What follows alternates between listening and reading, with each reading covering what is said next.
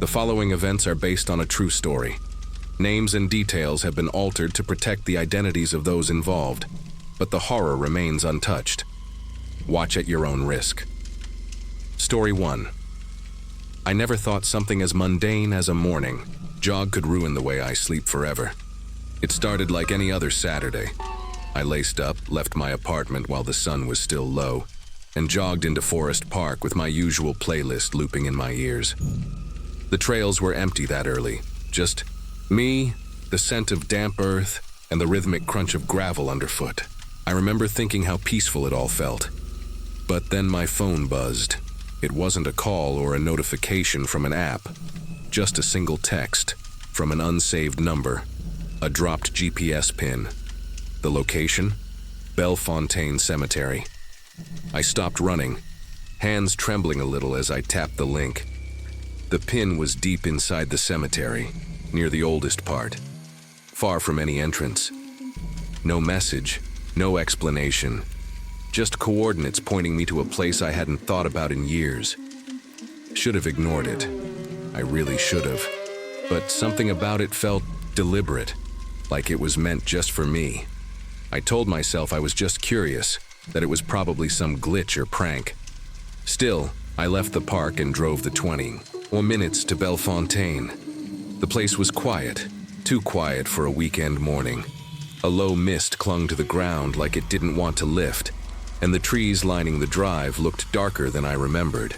I parked by the side gate and walked in, GPS in hand, heart pounding harder than it had during the jog. The pin led me past rows of weather-worn headstones and family crypts, deeper and deeper into the cemetery. Every few minutes I'd stop and tell myself I was being ridiculous, but I kept going. I don't even know why. Maybe I expected to find a joke, or someone waiting to jump out and laugh. What I found instead was a gravestone. New. The stone was smooth, clean, untouched by weather or time. My full name was carved across the top, first, middle, and last. Below that, today's date. I just stood there staring at it.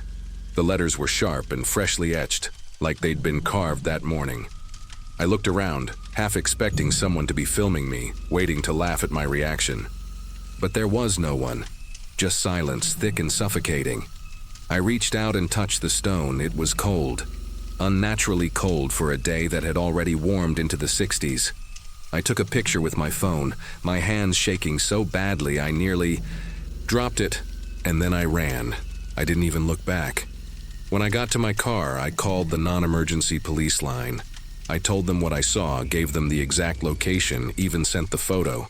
They said they'd send someone out and suggested I wait nearby, so I parked outside the cemetery entrance and sat there for nearly an hour. When the officer finally called back, his voice was casual, almost annoyed. He said there was no grave. With my name, no fresh stone at all. Just the usual worn markers, nothing suspicious. I insisted he check again, even offered to walk him there. But he just said, "There's nothing here, ma'am," and hung up. I scrolled back through my photos, needing proof that I hadn't lost my mind.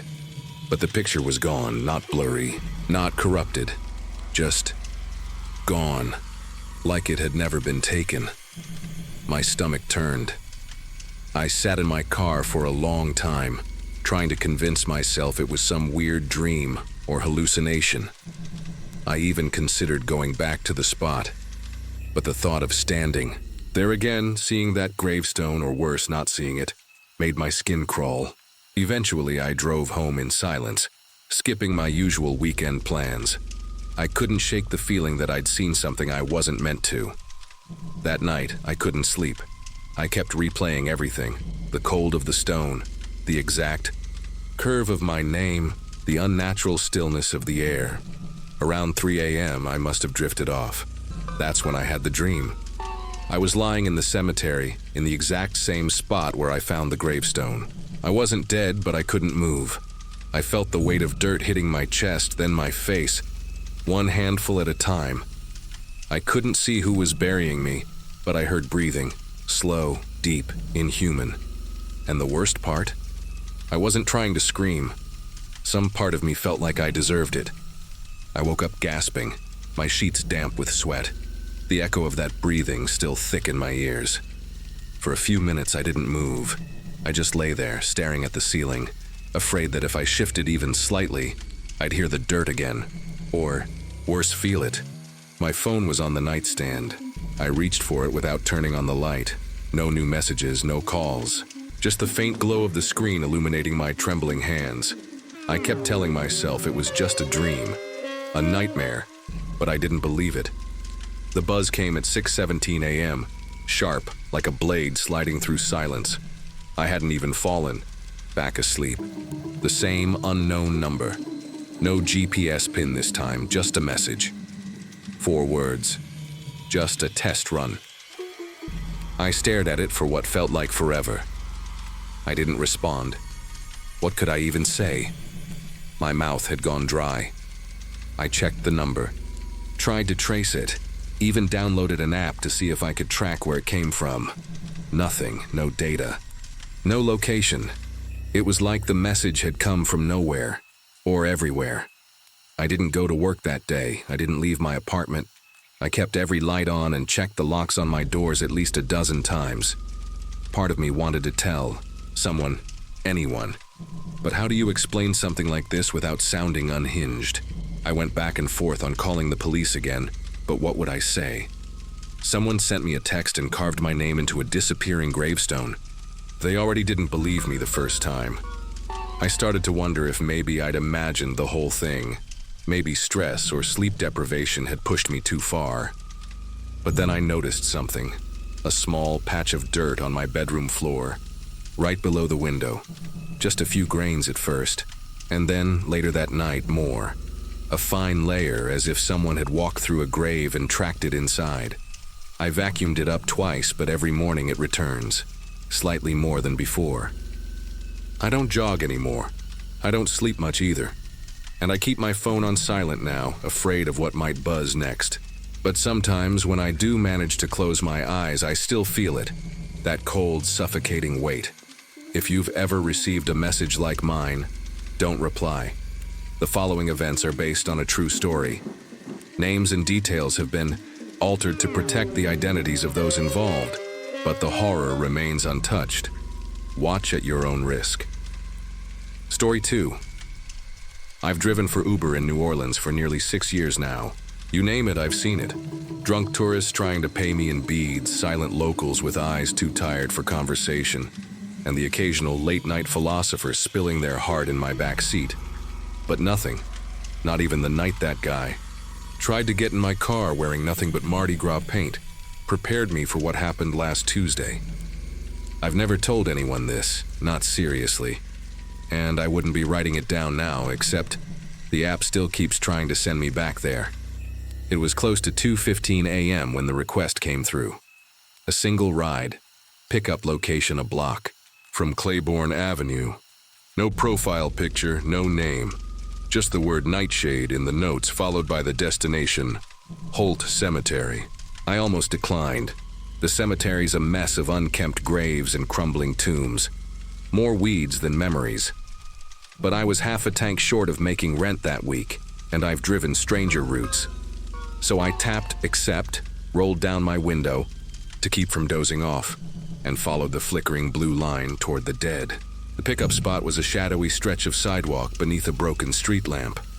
I idled for a few minutes, headlights casting long, shaky beams across the cracked pavement. No one approached. I leaned over, checking my mirrors, even rolled down the passenger window and called out, "Uber for Nightshade?" Nothing, not a sound. Just the hum of cicadas and the faint, damp smell of the bayou in the air. Right when I was about to cancel the ride, my phone chimed. A sharp, metallic sound. That didn't match the usual Uber ping. A new message had appeared on my screen. Destination updated. No address, no street name. Just 2 words glowing on the map, your resting place. I sat frozen, watching as the GPS rerouted itself, the line pulsing toward a distant point deep within Holt Cemetery. The map zoomed in automatically, and that's when I saw it. A grainy, satellite image of a lopsided grave, the earth around it overgrown with weeds, and a cracked gray headstone. My own face was etched into the stone, Not a photo, a carving. Dead-eyed, grim, and unmistakably me. I slammed the phone face down. On the passenger seat, my heart thudding like it was trying to escape my chest. For a full minute, I just sat there breathing, trying to make sense of it. Glitch? A prank? Maybe someone had hacked the app?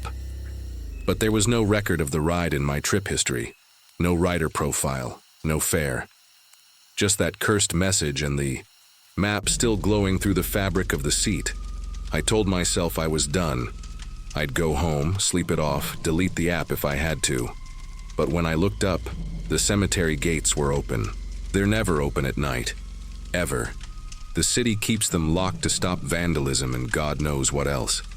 But there they were, wide open, hinges rusted and yawning like a mouth waiting to swallow something whole.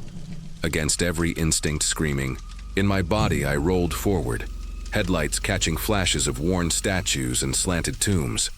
I told myself I'd just drive through, prove to myself there was nothing there. But as I approached the far edge of the grounds, my dashboard lit up again. The GPS had zoomed in so close it looked like I was right on top of the grave. I stopped the car, not because I wanted to, but because it felt like I had to. The engine stayed on, but I swear it sounded weaker, like the car itself didn't want to be there. I stepped out slowly, gravel crunching under my boots, the humid night pressing down on me like a second skin. There was no wind, no traffic sounds, just that dense, swampy silence that makes you feel like something's watching. I walked a few steps into the grass, phone in hand, the screen still showing that headstone, my headstone. And then I saw it, not on the screen, right there in front of me, tilted, covered in ivy and grime, but unmistakable. The same crack down the middle, the same name, my name, and below it the date. Not a birth date, just a single date, April 21st, 2025. Today. I staggered back, nearly dropping my phone. My legs felt like they'd been drained of anything solid. Behind me, the gate creaked.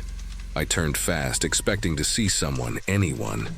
But there was no one there, just the soft, almost imperceptible sound of dirt shifting. I ran. I don't even remember getting back in the car. One second I was staring at that grave, and the next I was flooring it down the cemetery path, swerving around headstones like they might reach out and grab the tires. I didn't stop until I was back on Claiborne, windows rolled up, doors locked, heart pounding in my ears. My hands wouldn't stop shaking. I kept glancing at the rearview mirror, half expecting to see someone, something, sitting silently in the back seat. But it was empty. At least I think it was. Back at my apartment, I deleted the app, or I tried to. The icon wouldn't disappear. Every time I pressed remove, the screen flickered and it just stayed. I did a full factory reset. The phone restarted clean as new, except the Uber app was still there. When I opened it, a ride was already in progress.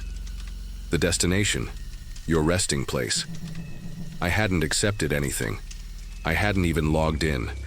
The map was already zoomed in on the same grave, like it was waiting for me to finish the trip. I haven't driven since. I've turned off location services, switched phones, even moved across town to a place with thicker walls and fewer windows. But none of it matters. Every morning I wake up to a notification. Route recalculating. I don't even need to open the app anymore.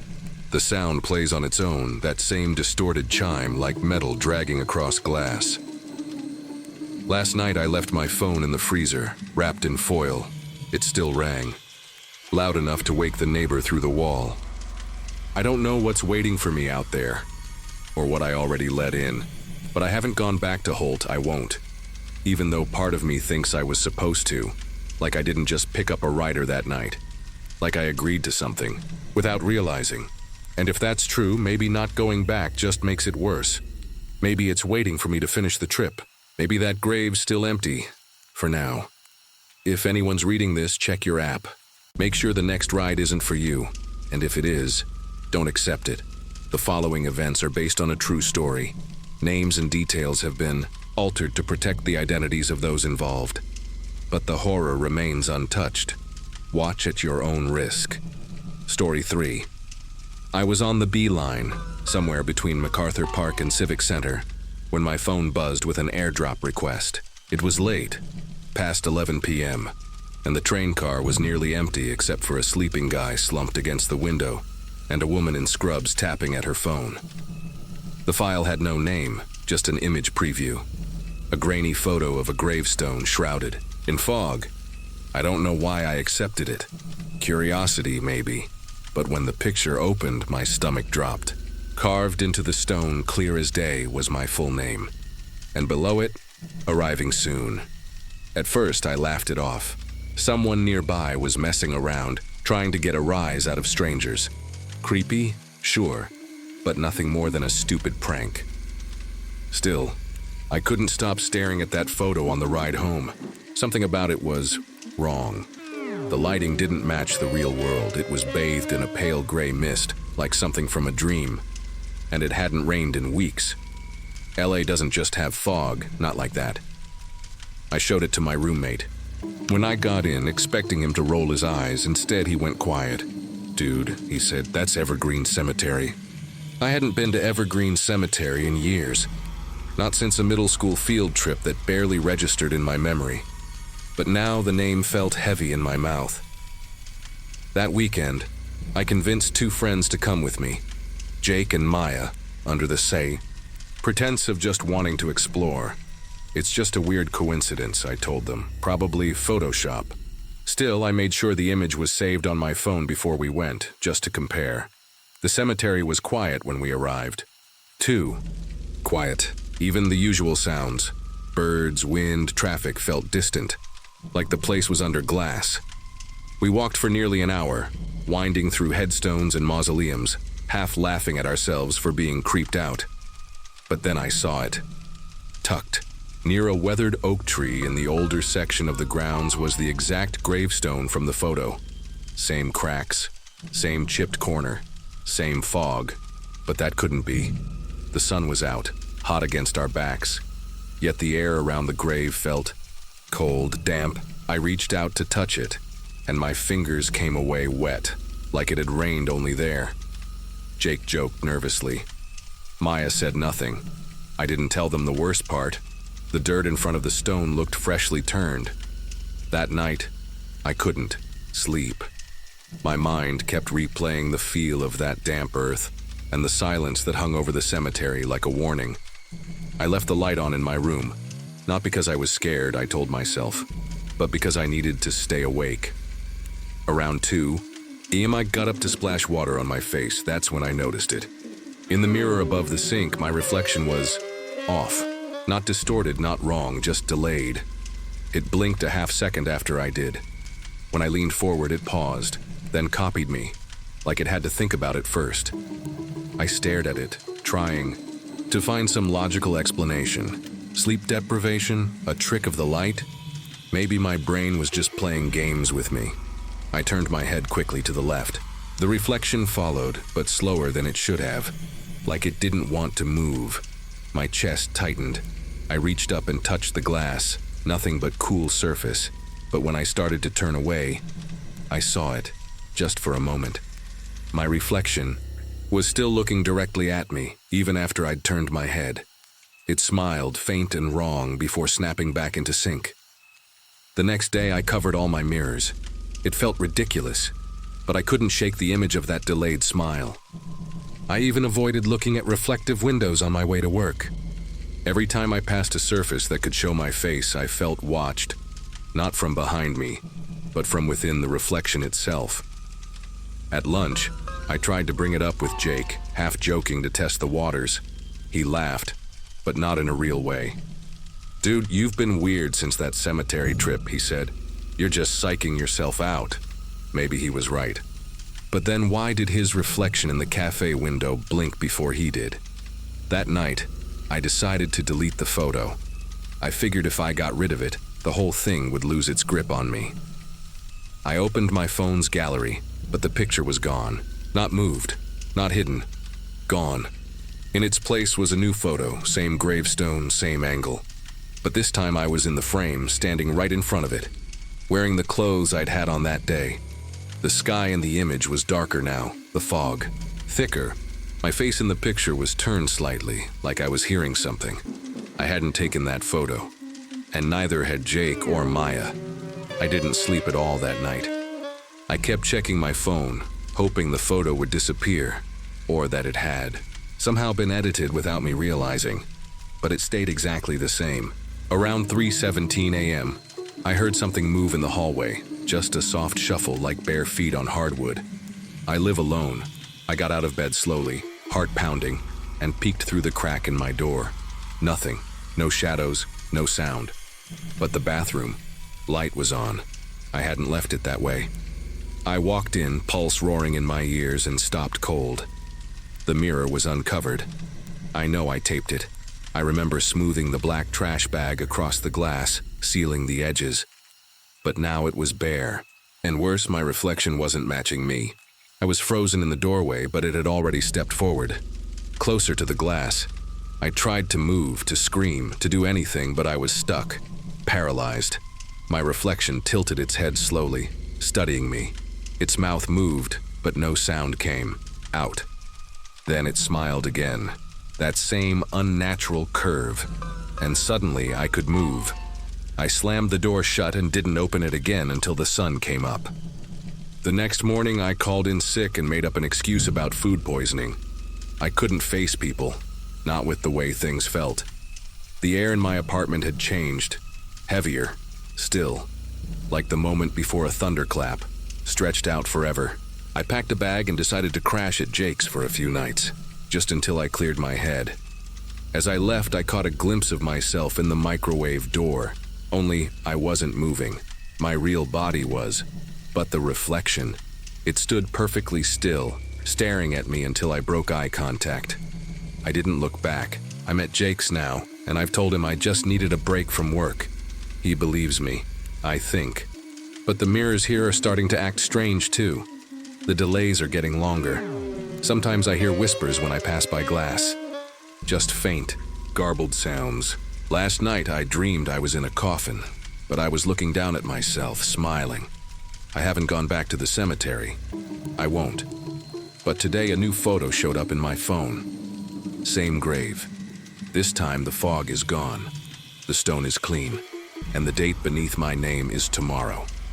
If anyone else has seen something like this, please tell me I'm not alone. The following events are based on a true story. Names and details have been altered to protect the identities of those involved, but the horror remains untouched. Watch at your own risk. Story 4. I've always loved ghost stories, but I never thought I'd become one. That sounds dramatic, I know. But if you find a woman named Rachel Turner on a tombstone at the Central Burying Ground, please read the inscription. I need someone else to see it. I signed up for a historical ghost tour in Beacon Hill last October, mostly for the vibes. Chilly air, cobblestone streets, flickering lanterns, it was perfect. I even laughed when the guide warned us not to wander off. The spirits here don't like stragglers, she joked. I wish I had listened. We were halfway through the tour when I stopped to take a photo of an old brick facade, washed amber under the street lamp. The group rounded a corner while I fiddled, with my phone's low-light settings. By the time I looked up, they were gone. No big deal, I figured I'd catch up in a second. But the street ahead was empty. I walked faster, turned a corner. Nothing. I checked my phone for the tour app map, but of course there was no signal until the screen lit up on its own. One notification. Just one. Welcome home. No sender, just a location tag linked to the Central Burying Ground. I stared at the screen, trying to make sense of it. The location pin blinked like it was alive, pulsing over the map like a heartbeat. I wasn't far from the cemetery, just a few blocks south. My gut said to ignore it, to find the group and laugh this off later. But my feet started moving before I made that decision. The streets were quieter than they should have been. No cars, no people. Just the shuffle of my own steps and the occasional creak of old shutters shifting in the breeze. It felt like the city had paused, waiting for me to reach wherever I was supposed to go. The gate to the Central Burying Ground stood open. That was the first thing that felt truly wrong. I'd passed by earlier, and it had been padlocked shut like always after hours. but now it yawned wide, as if inviting me in. The graveyard was older than most in the city, a crooked maze of worn headstones and gnarled trees. I hesitated at the threshold, the iron fence cold under my fingers. Then I heard it, low and muffled like a whisper from beneath the soil. Rachel. I don't remember deciding to move, but suddenly I was inside, walking deeper into the dark. My phone buzzed again, another notification. This time no message, just the location shifting slightly, guiding me past leaning tombstones and patches of brittle grass. I followed it like someone in a trance. The deeper I went, the more the world around me dimmed, as if the air itself grew heavier with every step. That's when I saw it. A stone at the very edge of the graveyard, half swallowed by ivy and time. It was small and unassuming, but I knew before I even read it. My name, Rachel Turner, chiseled in fading letters, almost elegant. Below my name was a short poem, 4 lines. I didn't want to read it, but I did. She walked alone where silence slept, and found a place the dead had kept. The earth remembered, took her in, where none return and none begin. My chest tightened. The words sounded old, like something written long before I was born, but they described me, what I was doing, right now. I looked up, heart pounding, and the night felt different, more alive. The wind stopped. The shadows held still, and I wasn't alone anymore. I turned around fast, expecting to see someone, anyone. But the graveyard was still. Then I noticed something worse than a figure in the dark. The path I came from was gone. It wasn't just hard to see, it wasn't there. The layout of the cemetery had changed. I tried retracing my steps, circling around the tombstones, looking for the open gate.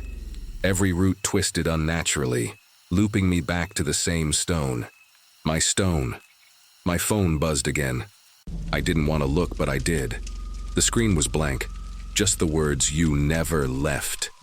Panic set in. Real, feral panic that makes your whole body cold. I ran. I don't know how long or in what direction, but no matter where I went, the iron fence was always on the other side of me. Too far, too distant, and somehow always shifting. I called out for help, screamed for the tour guide, for anyone. Nothing. My voice sounded swallowed by the ground. At some point, I stumbled and scraped my hand. The pain was sharp, grounding, until I looked down and saw that the blood soaking my palm wasn't red. It was black. I collapsed against a cracked headstone, gasping, shaking, trying to make sense of anything. My phone buzzed once more, but I didn't touch it. I just stared at the grave with my name, now illuminated by some unseen light source. Cold and bluish, like moonlight, though the sky above was pitch black. I heard footsteps behind me, soft, deliberate. I turned slowly, terrified of what I'd see. But it wasn't a person. It was a shape. Human-sized but flickering, like static. In the air. It didn't move toward me. It didn't have to. I understood it was me. My mind recoiled from the thought, but something deeper accepted it, like it had always known. I watched the shape mimic my posture, my movements, delayed by a second like a faulty reflection. When I stepped back, it didn't follow. It just tilted its head the same way I do when I'm confused or afraid. Then it smiled. My smile stretched too wide. That broke me. I ran again, stumbling through rows of gravestones, whispering prayers I hadn't thought about since childhood. But no matter how far I went, I ended up in front of that same grave. Every single time. Eventually, I stopped running. My body couldn't keep going, and my mind felt like it was unraveling in slow threads. I sat beside the grave, unable to cry, unable to scream. Just waiting. I don't know how long I stayed there. Minutes? Hours? Time didn't work the same in that place. Then the cemetery began to fade. Not disappear, but blur, like fog rising over water. I felt something lift from me, something essential. When I opened my eyes again, it was morning. Tourists were passing by on the sidewalk. The gate to the cemetery was shut tight, rusted, locked with chains. I tried to call out, but no one looked my way. I pounded on the bars, screamed. Nothing. Then the worst part. I saw the tour group. My group. Laughing, walking by the graveyard, led by the same guide with her stupid lantern and practiced ghost stories. I shouted their names. They didn't flinch. They never saw me again. I think I'm still there, in that loop, in that place. Or maybe not. Maybe I was never supposed to leave. So if you ever find yourself on that tour, if your phone lights up when there's no signal, don't follow it. And if you see a stone with your name, run. The following events are based on a true story. Names and details have been altered to protect the identities of those involved, but the horror remains untouched. Watch at your own risk. Story 5. I didn't even notice the app at first. It was just another icon tucked between my music player and the weather widget. Black background, red pulse line. Vital Walk, it said. I figured it came pre-installed or something. But then it buzzed me on Wednesday, just as I was packing up at the office. Your optimized walking route is ready. I hadn't walked home in months. I'm a tech intern at a mid-sized startup near Soma, the kind of place where no one questions you staying late. San Francisco's fog was thicker than usual that evening, and the notification felt oddly timed, like it knew I'd just put on my coat. The route it suggested was out of the way, winding north through quieter streets I never used. Still, I was curious. I clicked start. I wish I hadn't. At first, nothing seemed off. The streets were dimly lit but familiar. Victorian houses with sleepy windows. The occasional flicker of a TV behind drawn curtains.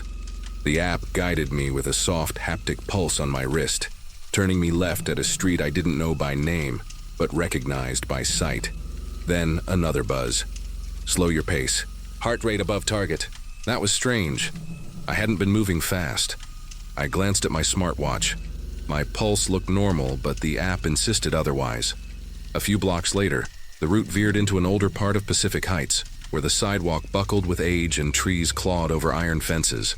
The app's voice, robotic but calm, said, "Approaching optimization zone, keep walking." I chuckled nervously. It felt like a weird tech prank, one of those viral installations you read about online. But then the buzzing stopped. For a moment, I thought the app crashed. I checked the screen. It had switched to a map view. My location blinked at the edge of something labeled Masonic Cemetery Grounds, decommissioned. I didn't even know San Francisco had a Masonic cemetery.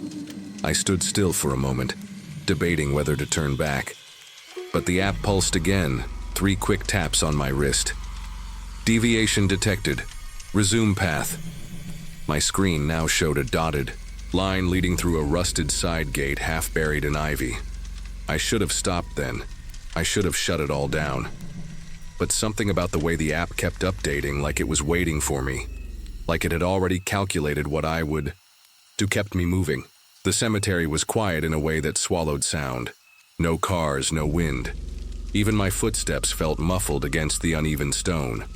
The app's screen shifted again. No more map, just a pulsing red circle with the words, "Final checkpoint approaching." That's when I saw the mausoleum.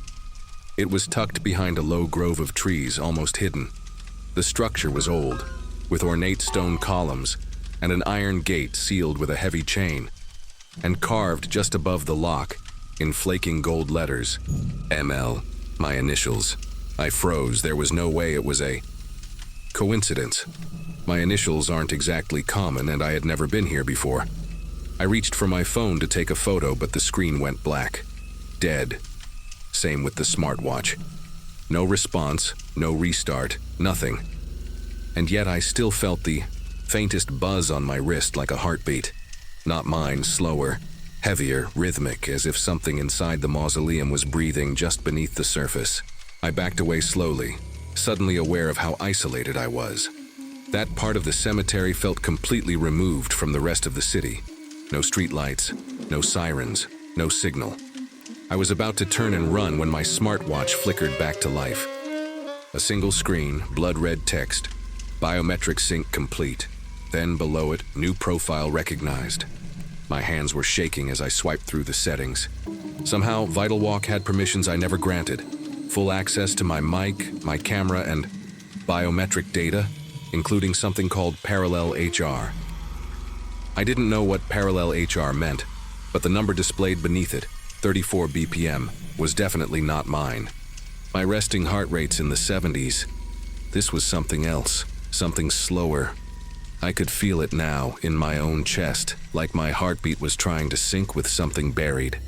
I backed further away, but the app updated again. A new message. Awaiting entry. Vital alignment in progress. That was enough. I turned and ran, cutting through headstones, stumbling over cracked walkways, not even caring where the path was anymore. It took me nearly 30 minutes to find my way back to the street. By the time I reached a main road, my phone rebooted on its own, as if nothing had happened. The VitalWalk app was gone. Not deleted, just never there to begin with. No trace in downloads, no history, nothing. But my smartwatch still vibrated occasionally in those same slow, heavy beats. And at 3:12 a.m. that night, I woke up to a notification. No sound. Just a silent banner that read, "Next walk scheduled." I haven't opened my smartwatch since. I keep it in a drawer now, wrapped in an old t-shirt, but I still hear it sometimes, buzzing faintly from across the room. I've tried factory resets, different phones, even switching brands, doesn't matter. Somehow, the signal follows. A tech friend of mine tried to debug the data once. He looked pale afterward, said there was a hidden subroutine transmitting, something at night. Always between 3:12 and 3:17 a.m., always tagged with my initials. He asked me, "Are you sure this is even your device anymore?" I moved out of the city 3 weeks ago. I haven't gone on a walk since. But last night at exactly 3:12 a.m., I heard the door of my new apartment unlock on its own. Just a soft click, nothing else. I stayed frozen in bed until sunrise.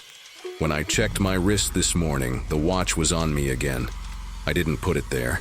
If anyone out there has had something like this happen, please tell me I'm not alone.